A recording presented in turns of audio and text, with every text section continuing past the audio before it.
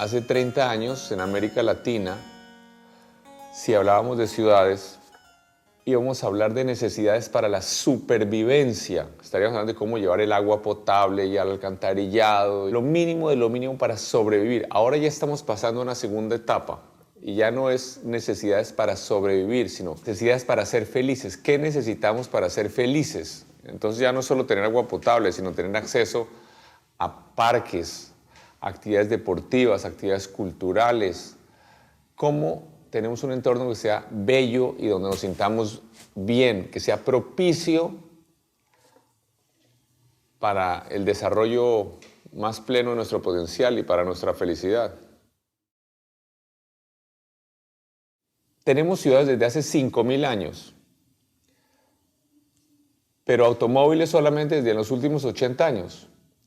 Y los automóviles deformaron por completo las ciudades. Por ejemplo, antes de los automóviles, los ricos de la ciudad querían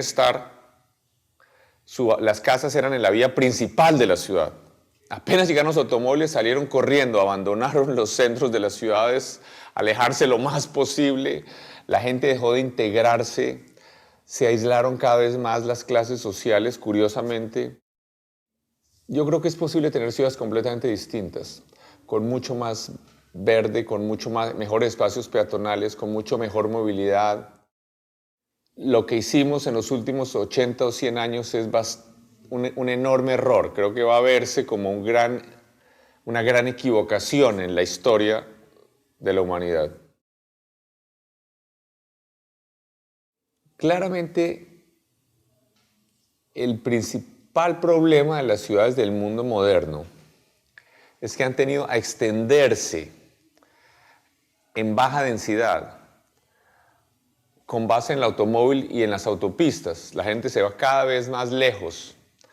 Y obviamente entonces se construyen ambientes donde la gente necesita el automóvil para ir a comprar un pan o leche, donde las casas son grandes y consumen mucha energía en aire acondicionado, en calefacción, donde estamos totalmente dependientes del automóvil. Pero por otro lado, es claro que la gente no quiere vivir en un centro urbano tradicional de cemento, de concreto, no quiere vivir en un Hong Kong o un Manhattan. Yo creo que entonces hay una posibilidad de diseñar una ciudad distinta, nueva. Por ejemplo, ¿por qué no pensamos en ciudades en donde tengamos cientos de kilómetros de parques lineales que atraviesen la ciudad, que pudiéramos atravesar la ciudad por entre parques lineales de 50 metros de ancho con verde, redes de cientos de kilómetros donde la gente pudiera movilizarse en bicicleta sin ningún riesgo, en autopistas para bicicletas, que diseñáramos una ciudad con redes de vías exclusivamente para buses, peatones y ciclistas desde el comienzo.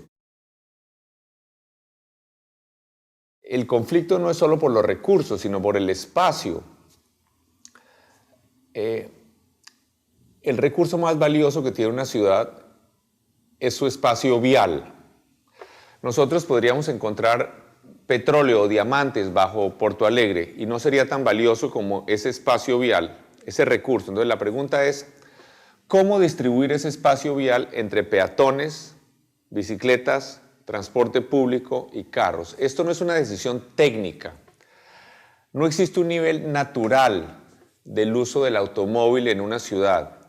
Si hubiera más espacio para los carros en Nueva York o en Londres, habría más carros. Y si hubiera menos espacio, habría menos carros. Entonces, es una decisión política. ¿Cómo queremos distribuir ese espacio? Y además crear espacios incluso distintos, unos espacios claramente donde el ser humano viva sin el ruido, sin la amenaza de los automotores, espacios totalmente distintos de los que tenemos hoy. Yo realmente creo que estamos tan equivocados que es casi incluso difícil arreglar lo que tenemos, casi que toca repensarlo de una manera muy distinta. El tema de la movilidad, por ejemplo, que es de los que más interesan a los ciudadanos, la movilidad es un tema político, no es un tema técnico. Si nosotros le damos carriles exclusivos a los buses en todas las vías de la ciudad en donde los buses se muevan. En un mes arreglamos el tema de la movilidad de cualquier ciudad. Pero es un tema de decisión política. Si tuviéramos buses excelentes con aire acondicionado, con carriles exclusivos, limpios, con internet, con buenas vías, con buenas aceras a los lados, hay muchos cambios que podemos comenzar a hacer. Ya, hay áreas de la ciudad que es posible demoler y volverlas a hacer, ¿no? Es importante tener claro que las ciudades no duran para siempre.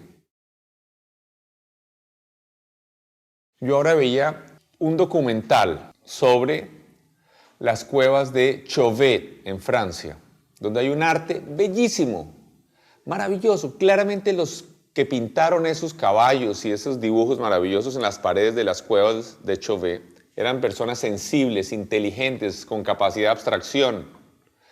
Y esas cuevas esos dibujos tienen más de 32.000 años.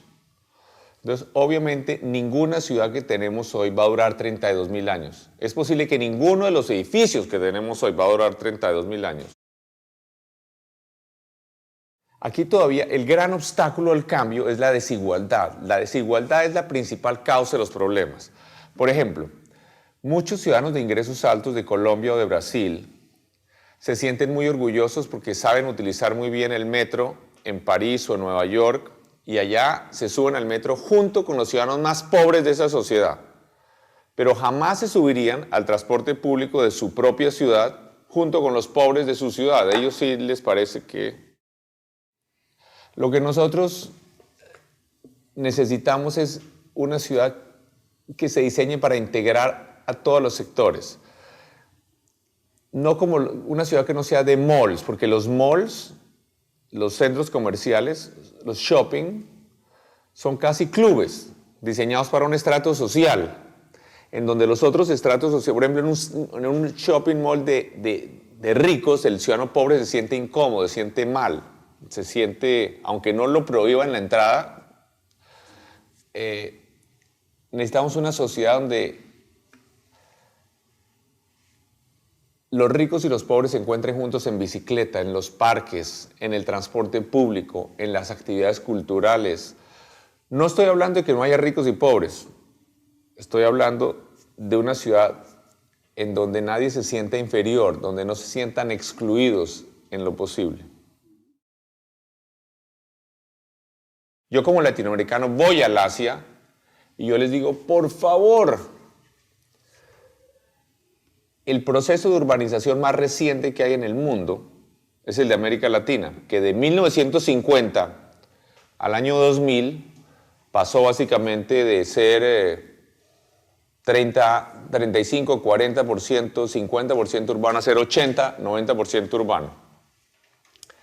Entonces en el Asia, en la China, en la India, en el África incluso, deberían mirar lo que pasó en América Latina, no para aprender qué es lo que hay que hacer, sino para aprender qué es lo que no hay que hacer, porque es que uno ve todo lo que hicimos tan mal y lo seguimos haciendo mal. Por ejemplo, la tierra alrededor de las ciudades debería ser pública para poder planificar bien. La ciudad debe crecer, no es donde algún dueño de una tierra decide urbanizar, sino en el sitio óptimo, y con grandes parques y con unos diseños completamente distintos. Yo veo lo que está pasando en la India y yo digo, pero por favor, ¿cómo es que es tan claro ya hoy lo que no se debe hacer? Porque, por ejemplo, cuando América Latina estaba creciendo, estábamos todavía en el reino del carro y se hicieron las ciudades para los carros, como Brasilia, y se estaban haciendo las autopistas en todo el mundo, en Europa, en Estados Unidos. Pero hoy se podrían hacer diseños completamente distintos. Algo muy interesante con las ciudades. En esta época, la economía de mercado reina triunfante, la propiedad privada y el capitalismo. Y casi que estamos de acuerdo con que entre menos intervenga el Estado, mejor funciona la economía. Pero en el caso de las ciudades es todo lo contrario. En el caso de las ciudades, el Estado tiene que intervenir en todo. Porque el Estado tiene que decir de qué ancho son las vías, de qué ancho son las aceras, de qué altura son los edificios. debería intervenir mucho más en la tierra urbana. La ciudad no puede hacerse sin una cantidad de reglas, y son reglas que son relativamente subjetivas, porque no hay una norma científica que diga de qué ancho debe ser la vía, o de qué ancho debe ser la calzada, o de qué altura debe ser el edificio. Entonces es una creación artística colectiva. Los ciudadanos pueden participar mucho más. ¿Cómo es que ellos quieren que sea la ciudad? Pero obviamente también hay que tener cierto conocimiento. Es como para pintar. Para pintar se necesita talento, pero se necesitan ciertos conocimientos mínimos de técnica y cómo se mezclan los colores y cómo son las consecuencias. Hay cosas que parecen ser, pero que no son. En Bogotá hicimos un ejercicio interesante. El primer jueves de cada febrero no hay carros en la ciudad. Y es una ciudad de 8 millones de habitantes.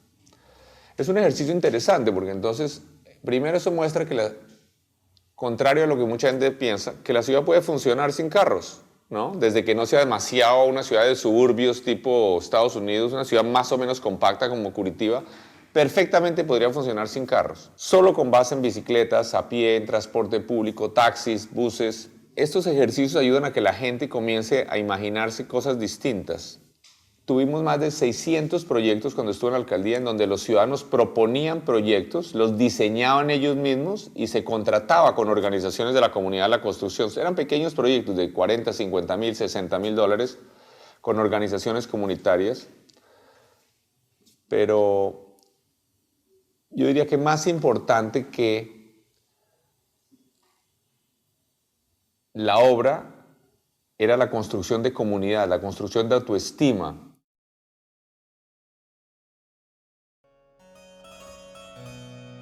¿Cómo sería si tuviéramos una varita mágica? Y nosotros tenemos la varita mágica. La varita mágica se llama el tiempo. Para un ser humano, 100 años sea mucho, pero para la historia del mundo, 100 años no es nada. Entonces, si logramos tener claro qué es lo que queremos, puede que no lo logremos en un año, o en 2, o en 5, o en 10, pero seguramente que en 100 o en 200 sí. A mí siempre me llamó la atención las catedrales medievales, góticas, porque tomaban 200, 300 años en construirse, pero no porque hubiera habido problemas con los contratistas, sino porque se diseñaban para que se construyeran en 100 y 200 años. Entonces yo me pregunto, ¿qué es lo que nosotros soñamos hoy a 100 años hacia adelante? Casi que nada que no se pueda realizar en 5 años tiene importancia. Entonces yo creo que tenemos que liberarnos un poco y tener un poco más de visión de largo plazo, porque creo que nos hemos vuelto extremadamente cortoplacistas y todos nuestros proyectos, si no se terminan en 5 o 10 años, no existen. Yo creo que tenemos que liberarnos. Nosotros tenemos esa varita mágica y que los jóvenes tengan claro que ellos la tienen.